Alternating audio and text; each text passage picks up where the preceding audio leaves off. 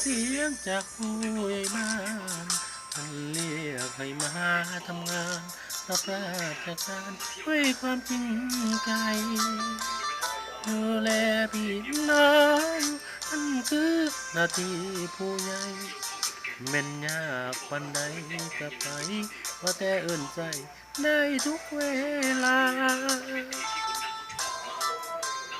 ป่านนี้ยังบอกว่าดีนอคนบางครั้งก็ต้องอดทน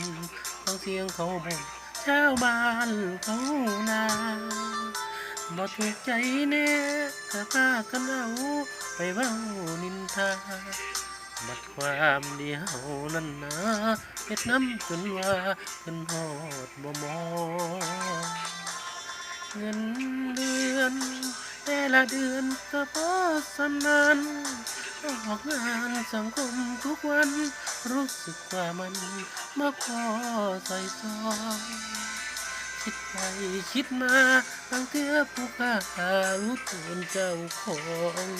ที่ดินไรนาจำนองตั้งแต่หาเสียงว่าท่านได้ไทยแต่บ่เป็นหยังขอทำหน้าที่ได้ใส่สุดสีกาจีเป็นเกียรติศักดิ์ศรีเขาเอิ้นพ่อผู้ใหญ่พี่น้องทุกคนขอจงได้โปรดเห็นใจทุกหมู่บ้านอยู่ในเมืองไทยต้องมีผู้ใหญ่ไว้เป็นผู้นำ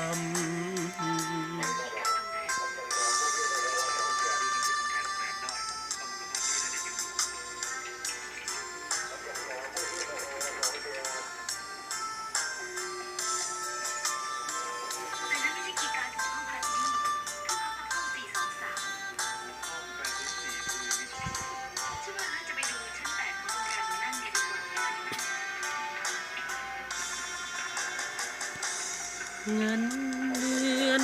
แต่ละเดือนก็พอสำนั้นออกงานสังคมทุกวันรู้สึกว่ามันมาพอใส่ซองคิดไปคิดมาบางเทื่อผู้ค่ารู้ตูนเจ้าของที่ดินไรนาจำนองตั้งแต่หาเสียงว่าท่านใดไทย แต่บ่เป็นหยังขอทำหน้าที่ได้ใส่สุดสีกาจีสมเกียรติศักดิ์ศรีเพิ่นพ่อผู้ใหญ่พี่น้องทุกคนขอจงได้โปรดเห็นใจทุกหมู่บ้านอยู่ในเมืองไทย